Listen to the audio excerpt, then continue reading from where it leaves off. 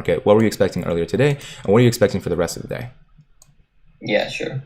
So today will be a bit more based on, okay, so the selling pressure will be a bit more based on fundamentals, I think. And then once that picks up, you'll have all the day traders.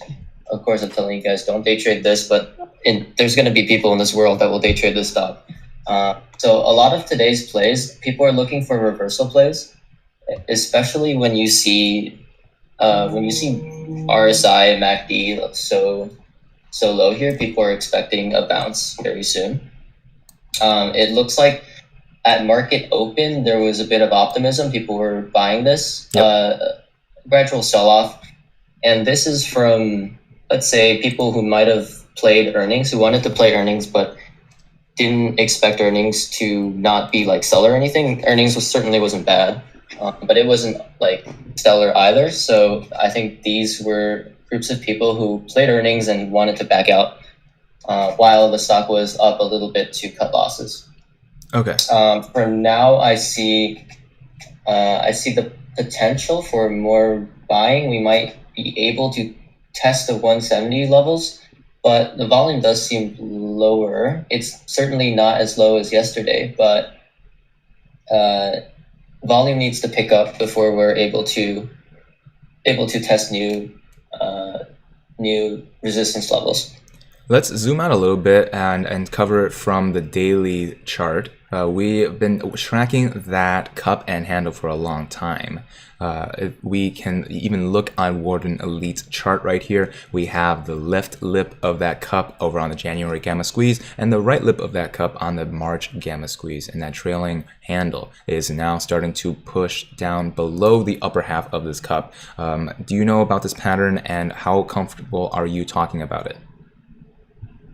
Yeah, I can talk about it. The cup and handle here, let me pull up my drawing tool.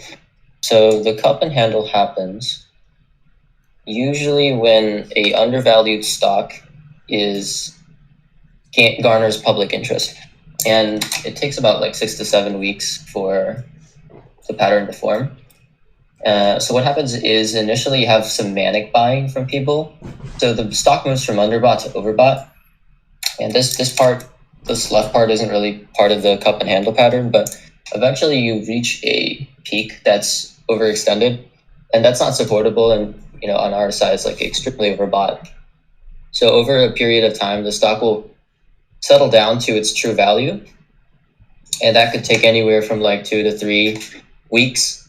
So once it settles down to its true value, it'll overshoot it a little bit. So the true value of the stock is somewhere here or somewhere here.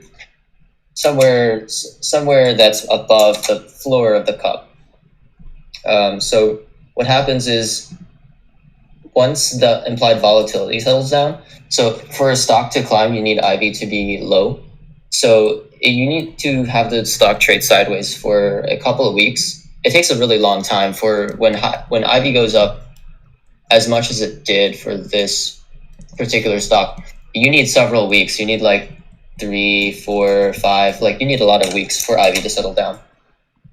Even now, IV is kind of high, but now that IV is settled down, it lets option players buy in. So what happens is you have both people buying stock and buying options.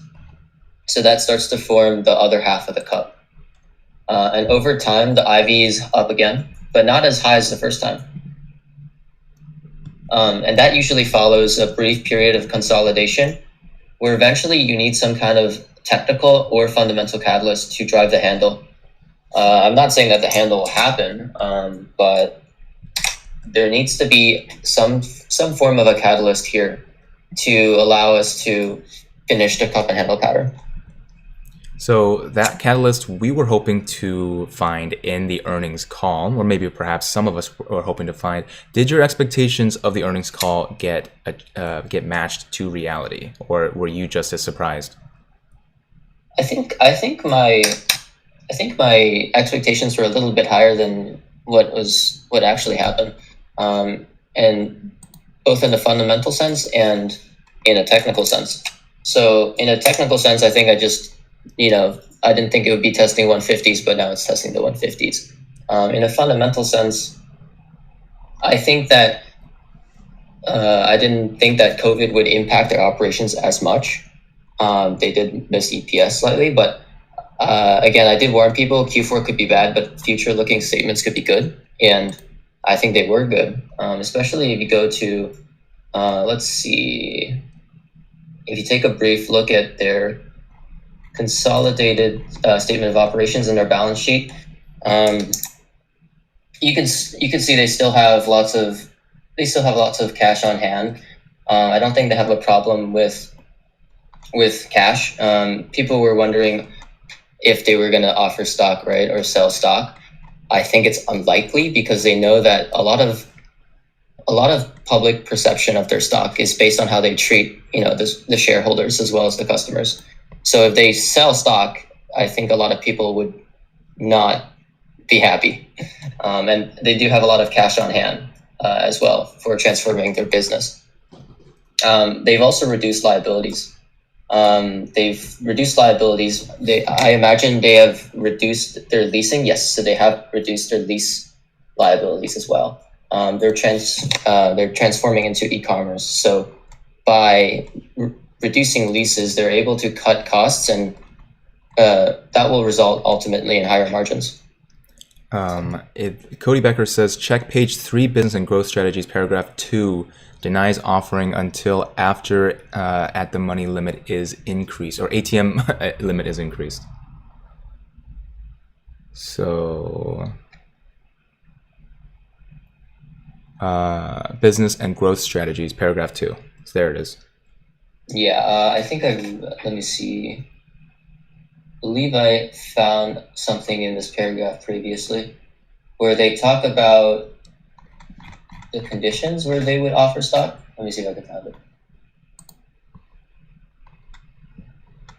While we find that in this paragraph, guys, if you appreciate the fact that WardenElite is here and you want to help out some of these people who have made goals to buy more GME and AMC, hit that like button so that more Moon Platoon members can find out, right? We don't even have 1,000 likes, and we have over 5,000 of you in here right now. So that mismatch, gotta make sure that math makes sense here. Oh, looks like we found it. Yeah, it's right here. I talked about this in Reddit. So a lot of media, right, when they were spreading their FUD campaign, they were looking at like this sentence. Since January, we've been evaluating whether to increase the size of the ATM program and potentially sell our shares, right? So the media has been like, oh, they're gonna start selling shares and that's gonna dilute, right? So no short squeeze. But if you read the sentence after, which the media just conveniently doesn't mention, the timing and amount of sales under the ATM program would depend on, among other factors, our capital needs and alternative sources and costs of capital available to us, market perceptions about us, and then current trading price. So we're still trading way above future expectations. The price is high, but at the same time, if you look at market perceptions about us, they know that if they do a stock offering right now, that shareholders would bail. They would have no faith in the stock because, again, if they do this, there's no short squeeze. They would be feeding, well, it depends, right? It depends on how many shares are actually shorted, but this would greatly hurt the short squeeze. So I don't think they will offer, I don't think they will sell shares. Okay.